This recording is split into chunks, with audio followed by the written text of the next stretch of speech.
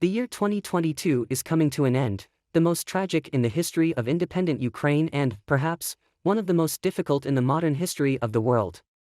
According to one of the largest dictionaries of the English language, 2022's word of the year is permacrisis, a state of constant uncertainty and anxiety. This is indicative. And now, in a world that declared aggression a crime, in the heart of Europe, a bloody war of aggression is taking place. In a world that saw the horrors of the Holocaust, the Russian regime is trying to carry out a genocide of Ukrainians. More than 50,000 war crimes have been committed in a world that has vowed never again to allow such atrocities. Russia first openly attacked Ukraine on February 24, 2022. But Putin's regime has been waging a covert war against the collective West for more than a decade. Disinformation, corruption, participation of Russian mercenaries in armed conflicts around the world. And this list of destructive Russian influences is far from complete. Russia, being unable to defeat Ukraine with conventional weapons, is systematically using nuclear blackmail. The Russian dictator Putin used nuclear threats immediately after the invasion of Ukraine, ordering the transfer of the Russian nuclear forces to a special combat duty regime. Then in September, he declared that he would use all available weapons systems to protect Russia's territorial integrity, indirectly including occupied Ukrainian territories. In addition to threats, the terrorist state is provoking nuclear danger with its actions with the shelling and seizure of Ukrainian nuclear facilities. The largest nuclear power plant in Europe, the Zaporizhzhia NPP, has been under occupation since March 4. During hostilities, Russian shells hit a station building in dangerous proximity to the reactors. Russian troops are also striking other Ukrainian nuclear power plants and nuclear facilities. The South Ukrainian nuclear power plant and the neutron source research facility in Kharkiv were shelled. Due to Russian aggression, energy prices have increased, forcing many countries to increase the use of coal as a cheap alternative to Russian oil and gas. Instead of falling, the level of greenhouse gas emissions is breaking records. Humanity is heading towards climate catastrophe at an ever faster pace. According to the UN, about 50 million people are at risk of starvation today. The war is worsening an already catastrophic situation, logistical chains are broken, and food and fertilizer prices are rising. The Russian Federation has been violating the norms of international law and human rights for dozens of years, without meeting any worthy opposition from the world community. Atrocities in Chechnya, the invasion of Georgia, the annexation of Crimea, the occupation of parts of Donetsk and Luhansk oblasts, all these atrocities went virtually unpunished. Impunity opened the way for Putin to new crimes and called into question the entire post-war world order. If this dictator continues to not be beaten back, it will be a signal to other aggressive regimes that they can get away with violating the international legal order. This is a direct path to chaos and new wars. Russia has been excluded from the UN Human Rights Council, PACE, and a number of other international organizations. Ukraine and 5 European countries, as well as the European Parliament, PACE, and the NATO Parliamentary Assembly have recognized the Russian Federation as a terrorist regime or a state sponsor of terrorism. These verdicts should be a clear signal to all tyrants and criminals. No position or fortune will help you avoid responsibility, and the countries of the civilized world will defend peace, the principles of the rule of law, and the inviolability of human rights almost as resolutely as Ukrainians defend their land today. I am convinced that justice for Ukraine is justice and security for the whole world. The only way to restore peace and save future generations from the misery of war. Russian President Vladimir Putin and Chinese leader Xi Jinping vowed Friday to deepen their bilateral cooperation against the backdrop of Moscow's 10-month war in Ukraine, which weathered another night of drone and rocket attacks following a large-scale missile bombardment. Putin and Xi made no direct mention of Ukraine in their opening remarks by video conference, which were broadcast publicly, before going into private talks. But they hailed strengthening ties between Moscow and Beijing amid what they called geopolitical tensions and a difficult international situation, with Putin expressing his wish to extend military collaboration. The Russian leader said he expected Xi to visit Moscow in the spring. Such a trip will demonstrate to the whole world the strength of the Russian-Chinese ties on key issues, will become the main political event of the year in bilateral relations, he said. Xi, in turn, said through a translator that, in the face of a difficult and far from straightforward international situation, Beijing was ready to increase strategic cooperation with Russia, provide each other with development opportunities, be global partners for the benefit of the peoples of our countries and in the interests of stability around the world. In its report on the meeting, Chinese state broadcaster CCTV described the events in Ukraine as a crisis. The term marked a departure from China's usual references to the Ukraine situation, and the change may reflect growing Chinese concern about the direction of the conflict. Ties between Moscow and Beijing have grown stronger since Putin sent his troops into Ukraine on February 24. Just last week, Moscow and Beijing held joint naval drills in the East China Sea. Putin and Xi also spoke by video link last December. China, which has promised a no-limits friendship with Russia, has pointedly refused to criticize Moscow's actions in Ukraine, blaming the US and NATO for provoking the Kremlin, and has blasted the punishing sanctions imposed on Russia. Russia, in turn, has strongly backed China amid the tensions with the US over Taiwan. Russia and China are both facing domestic difficulties. Putin is trying to domestic support for a war that has lasted longer than anticipated, while a surge in COVID-19 cases has overwhelmed hospitals in China. In Ukraine, authorities reviewed the toll from a widespread Russian missile attack on power stations and other vital infrastructure Thursday that was the biggest such bombardment in weeks. 4 civilians were killed during the barrage, according to Kyrylo Tymoshenko, the deputy head of the Ukrainian president's office. The General Staff of the Armed Forces of Ukraine said in its Friday morning update that Russian forces had unleashed a total of 85 missiles and 35 airstrikes on targets across Ukraine in the previous 24 hours. Russia also launched 63 attacks from multiple launch rocket systems, the military report said.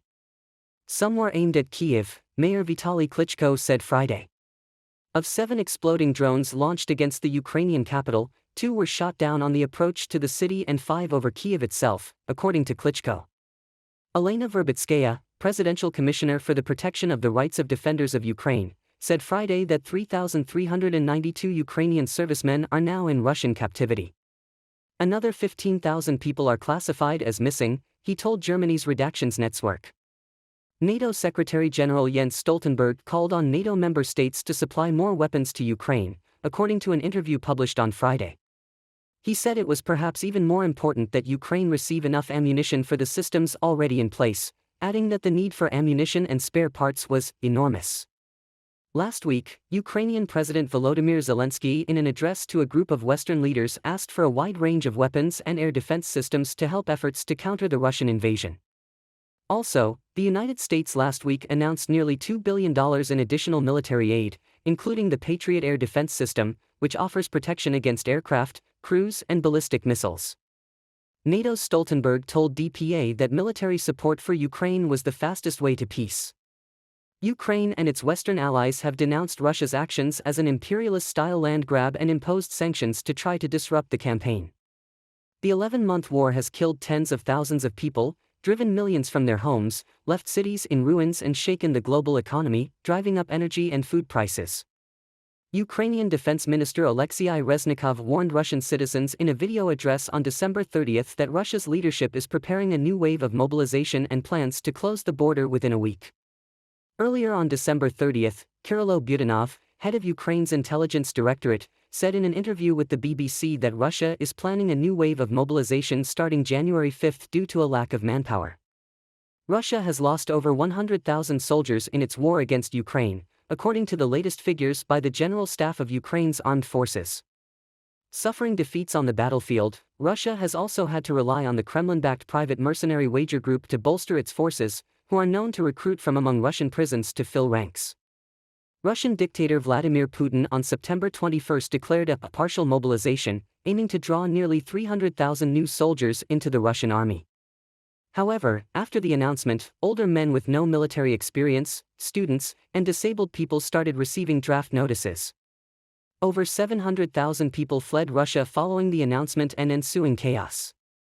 Putin later claimed that this partial mobilization had concluded in October, but reports said covert mobilization in Russia had continued.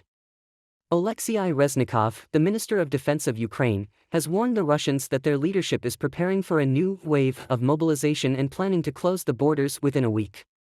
He also criticized the plan of the Russian military, which has been claiming for 10 months that everything was going according to plan. According to this plan, tens of thousands of convicts are being recruited into a private military company from prisons.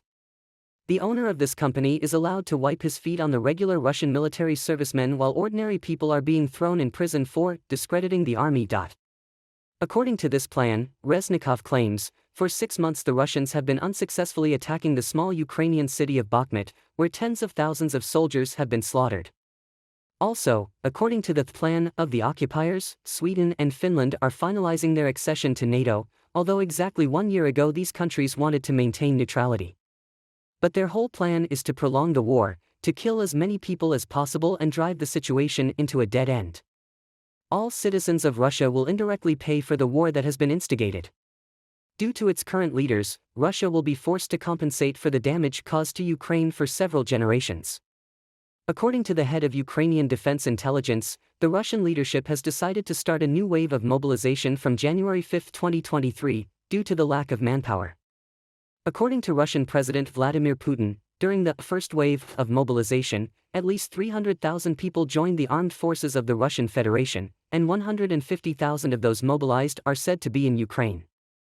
At the end of October, Putin declared that the partial mobilization was over. However, the General Staff of the Armed Forces of Ukraine says that Russia has continued mobilization in a covert mode, despite official statements about its completion. The Russian leadership decided to start a new wave of mobilization from January 5, 2023, due to the lack of manpower.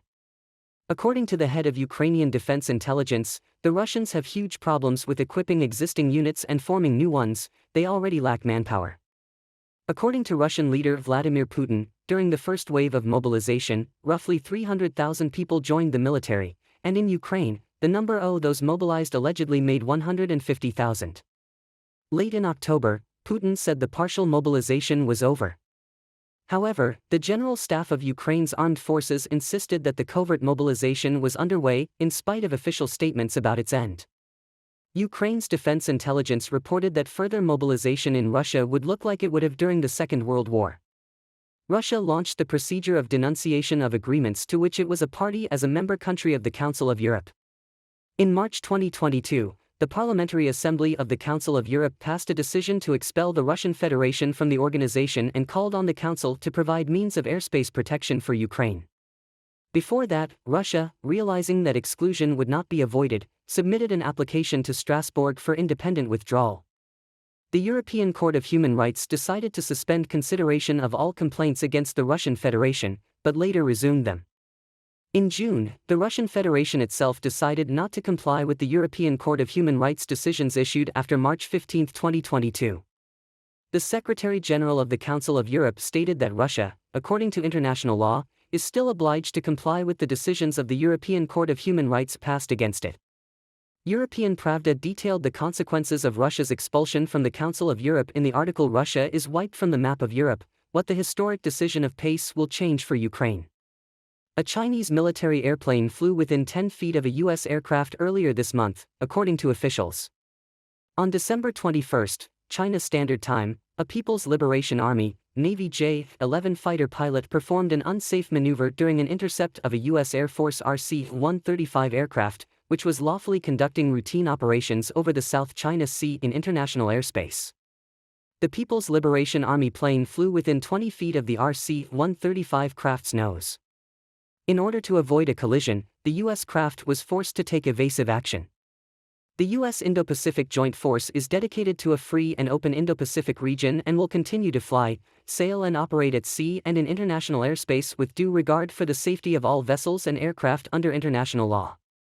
China's military sent 71 planes and 7 ships toward Taiwan in a 24-hour display of force directed at the self-ruled island, Taiwan's defense ministry said Monday, after China expressed anger at Taiwan-related provisions in a U.S. annual defense spending bill.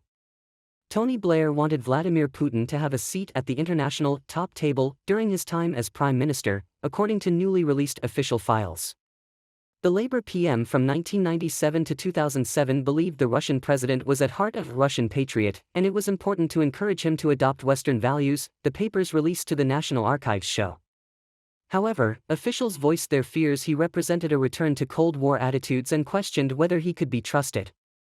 The papers said Mr. Putin had thanked Mr. Blair for offering assistance after the sinking of the Russian submarine Kursk, with all 118 crew lost, but said Russian officials obstructed the offer while spreading false rumors it sunk due to colliding with a British submarine.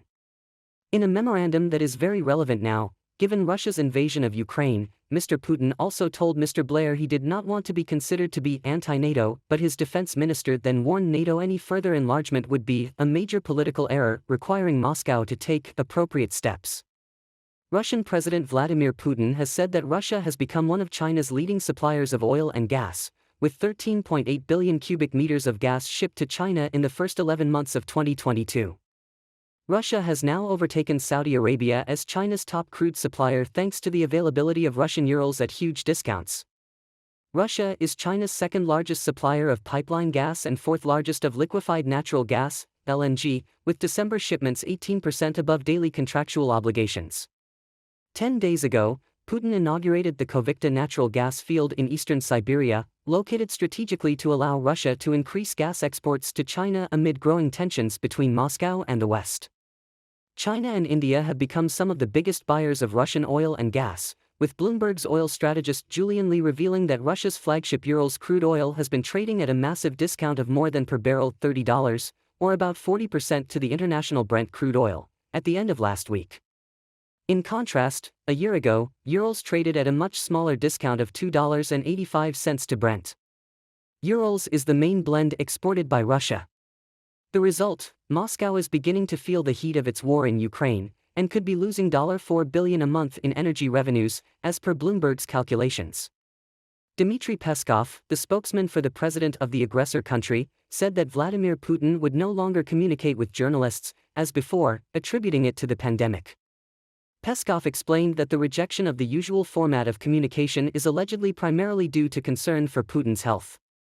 At the same time, he promised a more relaxed regime of communication as the threats associated with the pandemic subside. On December 12, it was reported that a large press conference of Russian President Vladimir Putin was not planned this year.